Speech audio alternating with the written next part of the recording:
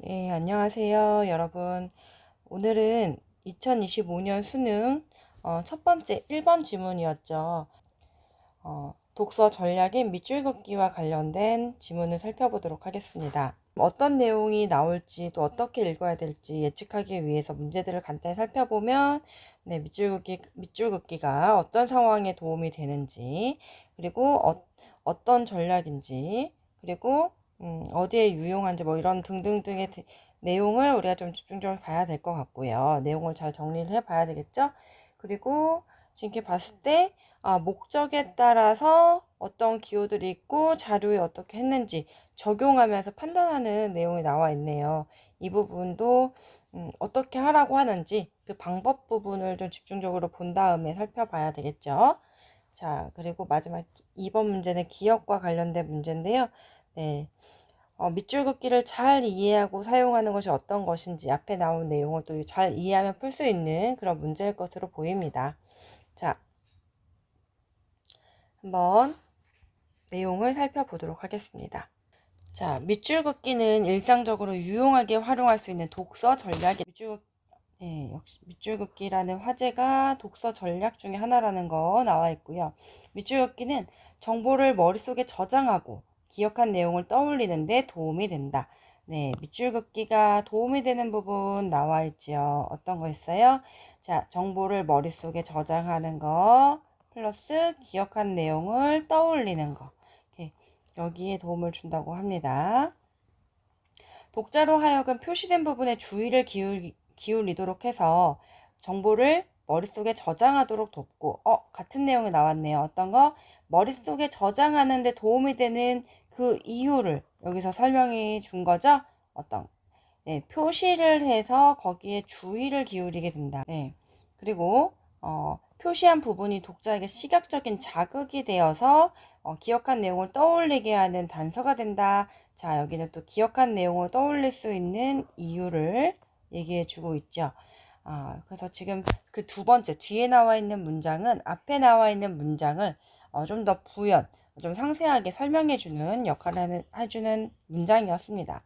이러한 점에서 자, 밑줄 긋기는 일반적인 독서 상황뿐만 아니라 뿐만이 아니라 학습 상황에도 유용하다. 자, 지금 앞부분에서 첫 번째 문단에서는 그 밑줄 긋기가 어떤 점에서 도움이 되고 어떤 점에서 유용한지 이런 것들을 보여주고 있는 것 같아요. 근데 여기서 끝나지 않았네요. 또한 자, 밑줄 긋기는 방대한 정보들 가운데서 중요한 정보를 파악하는 데도 효과적이고 자, 그럼 또 이어지겠죠?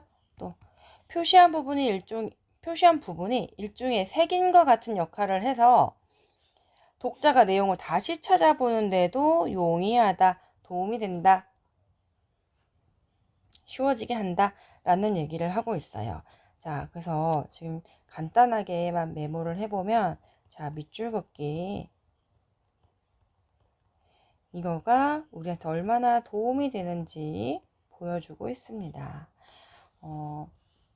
이 도움이 어떤 거가 도움이 된다 그랬죠? 네. 기억과 관련해서 머릿속에 저장하는 데 도움이 되고요. 그 다음에 기억한 내용을 연상하게 하는데, 떠올리게 하는 데 도움이 됩니다. 그 이유는 아까 표시를 하게 되면서 그 부분에 주의를 기울이게 된다고 했었고요. 그 다음에 또 이런 그 밑줄 그은 부분이 시각적인 자극이 돼서 네, 이것이 단서가 돼서 떠올리는 게 쉬워진다라는 얘기가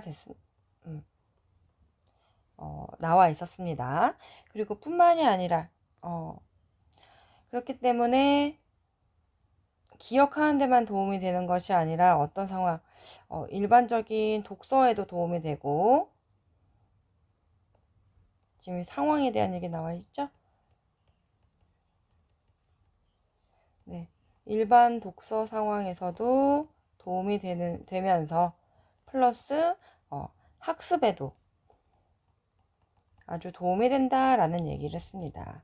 그리고 또 하나 아주 방대한 정보들을 가운데서 아주 중요한 정보, 핵심 내용들을 추리는데도 효과적이다. 자, 정보를 핵심 파악, 주요 내용 파악,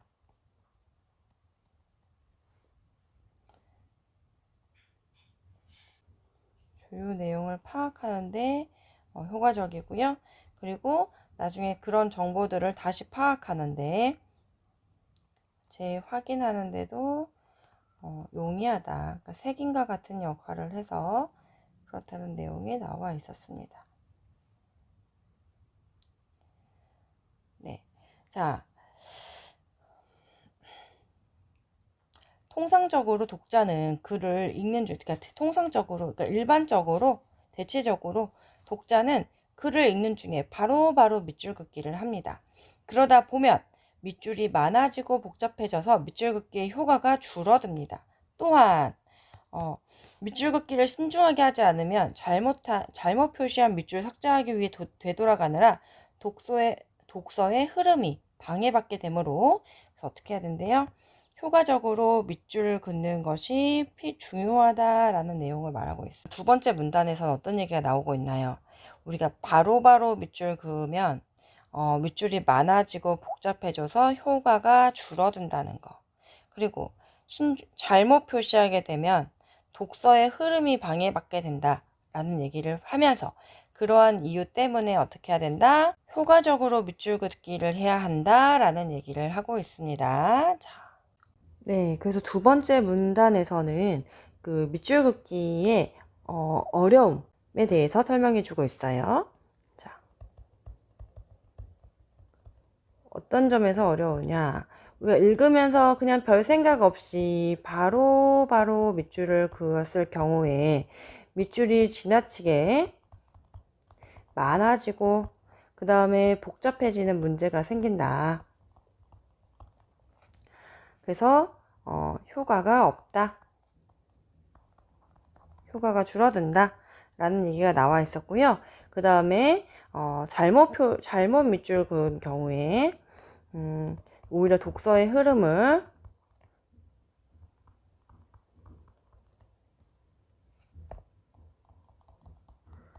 방해한다는 내용이 나와 있었습니다. 그렇게 되기 때문에 어떻게 해야 된다? 효과적인 밑줄 긋기에 필요성이 나오게 되어 있는 거죠. 그럼 이제 다음 내용은 어떤 게 나올까요? 어떻게 하는 것이 효과적인가에 대해서 나올 것 같죠? 자, 네, 바로 뒤에 그대로 나와 있네요. 밑줄 긋기 효과를 얻기 위한 방법. 그럼 우리 몇 가지라고 했으니까 좀 챙겨볼까요? 첫 번째, 글을 읽는 중에는 문장이나 문단에 나타난 정보 간의 상대적인 중요도를 결정할 때까지 밑줄 긋기를 잠시 늦추었다가 주요한 정보에 밑줄 긋기를 한다. 그러니까 모든 문장에 바로바로 밑줄을 긋는 것이 아니라 언제? 상대적인 중요도를 결정한 다음에 주요한 정보에 밑줄을 그어야 된다는 거죠. 자, 이때 주요한 정보는 독서의 목적에 따라 달라질 수 있다. 이 점을 주의해야 된다고 합니다. 자, 첫 번째. 자, 바로바로 밑줄을 긋는 것이 아니라 상대적으로 중요도를 결정하고 그 후에 주요 정보에 여기에 밑줄 긋는다.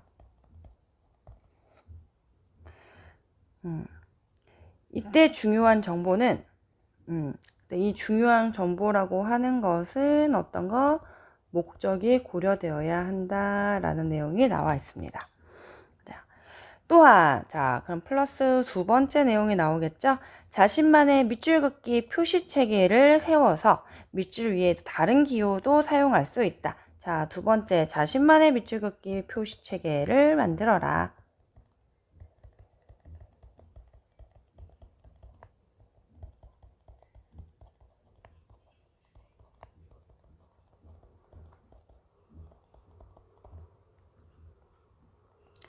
네, 밑줄 긋기 표시책에는 밑줄 긋기가 필요한 부분의 특정 기호를 사용하여 표시하기로 독자가 미리 정해 놓는 것이다.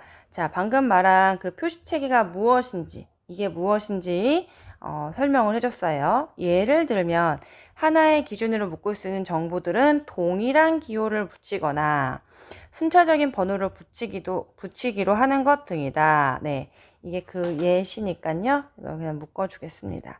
이는 기본적인 밑줄 긋기를 확장한 방식이라고 할 수 있습니다. 자, 네. 자, 마지막 문단이네요. 밑줄 긋기는 어떠한 수준의 독자라도 쉽게 사용되어 있다는 점 때문에 연습 없이 능숙하게 사용될 수 있다고 오해되어 온 경향이 있다. 자, 어떤 점이요? 연습 없어도 된다라고 하는 거는 오해다.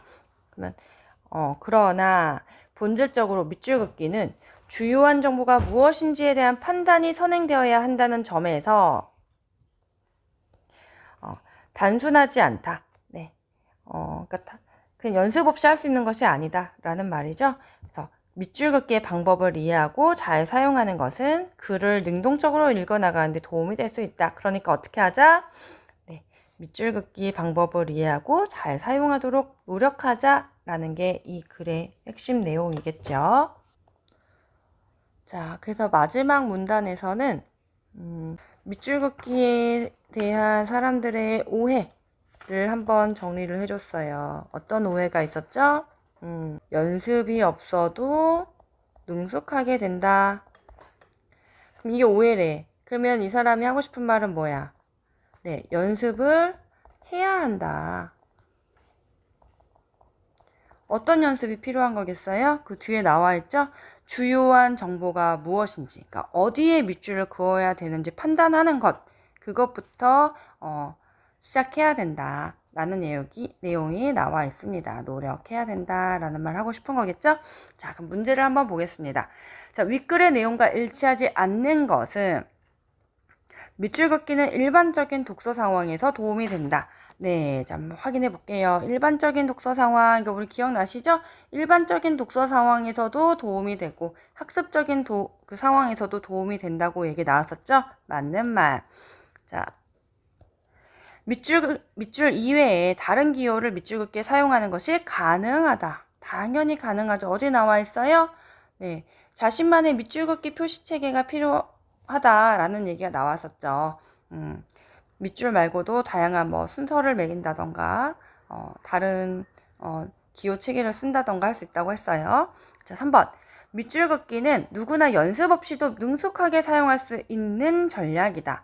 자, 언뜻 보면은 누구나 접근 가능하다라고 해서 긍정적인 얘기 같지만 하지만 마지막에 뭐라 그랬죠? 그것은 오해라고 마지막 문단에 나와 있었어요. 그래서 우리 끝까지 다 읽어봤어야 되는 내용이었네요.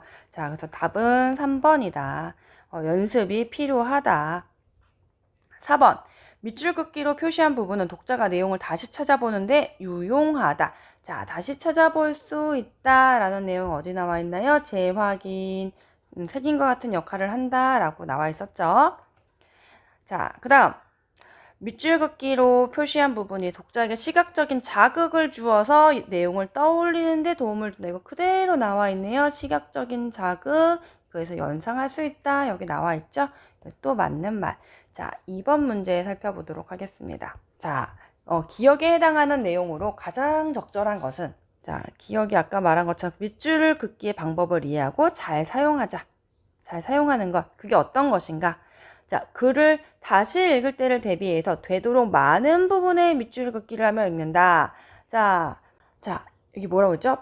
밑줄이 많아지면 어떻게 된다 그랬죠? 여기 효과가 줄어들 수 있다라고 했어요. 땡. 너무 많아지지 않도록 중요한 부분에만 선별적으로 해야 한다고 했습니다. 자, 글 전체에 주의를 기울일 수 있도록 글을 읽고 있을 때에는 밑줄 긋기를 하지 않는다. 자, 이때 주의하실 거는요, 여러분. 바로 밑줄 긋지 말아라 라고 했지. 그렇다고 밑줄을 긋지 말라고 한 건 아니에요. 잠깐 멈췄다가 중요한 정보가 있을 때 그때 밑줄을 치라는 거거든요. 그래서 땡. 자, 정보의 중요도 3번. 정보의 중요도를 판정하기 어려우면 우선 밑줄 긋기를 한 다음에 잘못 그은 밑줄을 삭제한다. 자, 아까 우리 어떤 내용 나왔었죠? 밑줄을 잘못 그으면 독서의 흐름이 방해된다는 내용이 나와 있었어요. 그러면 그냥 잘못 긋지 않도록 좀 조심하면서 신중하게 밑줄 그으라고 해야 되겠죠. 우선 밑줄 그으면 안 된다. 4번. 주요한 정보를 추릴 수 있도록 자신이 만든 밑줄 긋기 표시의 체계에 따라서 밑줄 긋기를 한다. 네. 자신만의 밑줄 긋기 표시 체계에 따라서 한다. 맞죠? 자, 5번. 글에 반복되는 어휘나 의미가 비슷한 문장이 나올 때마다 바로바로 밑줄 긋기를 하면 어떻게 될까요? 밑줄이 너무 많아지겠죠? 그럼 어떻게 돼요? 복잡해질 거예요. 그럼 효과가 줄어들겠죠? 역시 이것도 틀린 말. 답은 4번입니다. 한번 문항을 살펴보도록 하겠습니다.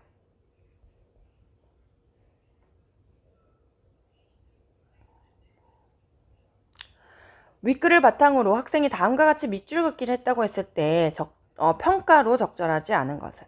자, 독서의 목적을 고려하면, 자, 아까 우리 글에서 살펴보면 독서의 목적을 고려해서 주요 정보를 밑줄을 그어야 된다라고 했는데요. 자, 목적이 뭐였죠? 이 글에서 외형적 특징에 대한 정보를 습득하는 게 목적입니다. 자, 1문단에서 이 네모로 표시한 부분은 적절하지 않게 밑줄 긋기를 하였군. 자, 1문단, 여기 첫 번째 문단인데요. 고래는 포유동물이다? 이게 외형적 특징하고 연관이 있나요? 아니죠? 네, 그래서 적절하지 않았군. 맞는 평가예요. 2번. 독서 목적을 고려하면 1문단에서 1, 2와 같은 순차적인 번호로 표시한 부분은 적절하지 않게 밑줄 긋기를 하였군. 자, 우리가 글의 내용을 지문의 내용을 보면 자신만의 밑줄 긋기 표시책에 써라. 그 순차적인 번호를 사용하면 좋다라는 말이 나와 있지만 여기에서 중요한 건 뭐예요? 독서의 목적을 고려해야 하는데 외형적 특징과 관련된 정보인지를 봐야 돼요. 자, 여기는 그런 내용이 아니죠. 외형적인 특징이 아니죠. 네. 또 맞는 설명입니다. 적절하지 않다는 거 맞는 평가예요.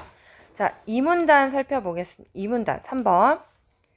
2문단에서 네모로 표시한 부분을 보니 독서 목적에 관련된 주요 어구의 밑줄 긋기를 하였군.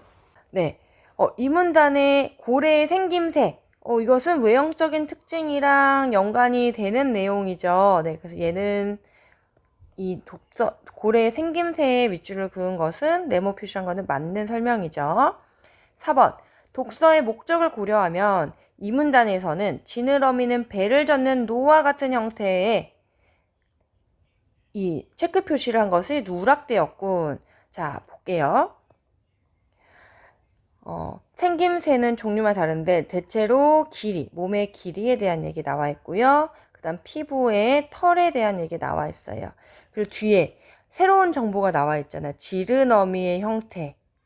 네, 여기에 대해서 우리가 이것도 추가적으로 체크를 해줘야 되겠죠. 자, 몸 길이, 피부의 털, 지느러미. 이 세 가지가 정보가 나와 있으니까 누락되어 있다. 맞는 설명입니다. 자, 5번. 세 번째 문단에 여기 물결 표시로 밑줄이 쳐져 있는데 독서의 목적을 고려해서 3문단 내에 정보 간에 상대적으로 중요한 정보를 판단해서 밑줄 긋기를 하였다.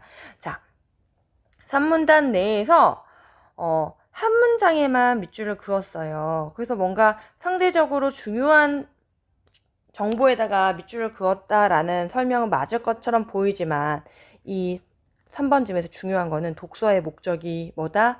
외형적 특징에 관련된 것인가? 라는 것이었죠. 그런데 지금 3문단은 고래는 폐로 호흡하며 물속에서 숨 쉴 수 없다. 고래의 호흡과 관련된 얘기였어요. 그래서 이거는 중요한 문장의 밑줄 긋기를 독서 목적을 고려해서 밑줄 긋기를 하였다. 땡이죠. 답이 잘못된 것 5번이 되겠습니다. 자, 여러분들 제가 이 지문이 수능 문제에 나왔을 때 너무 반가웠어요. 제가 학생들한테 누누이 강조했었던 부분이 지문으로 나왔기 때문인데요. 많은 친구들이 중요한 부분에 체크를 하면서 읽으라는 거는 얘기는 많이 들어봤는데 어떤 부분이 그럼 중요한 부분이냐? 정말 다 중요해 보이는데 그걸 어떻게 선별적으로 밑줄을 그을 것이냐, 이런 것들이 많이 어려움을 느낄 거예요. 그래서 우리가 사실 그동안 비문학 지문들을 계속 살펴보면서 구조화하는 연습을 해봤는데, 그렇게 하면서 좀 더 모든 문장에 밑줄을 긋고 다 옮겨 적는 것이 아니라 그 부분 중에서도 핵심 내용들만 파악하고 구조화해보는 그런 연습을 해본 것입니다. 그래서 단순히 독서는 여러분들이 지금까지 읽어본 글들을 위한 공부가 아니고요. 글들만을 위한 공부가 아니라 앞으로 여러분들이 읽고 전공이나 관심 분야에 대해서 학습할 때 도움이 될 수 있는 방법을 지금은 연습한 거라고 보시면 돼요. 그래서 앞으로 잘 해 나가시기 바랍니다. 수고하셨습니다.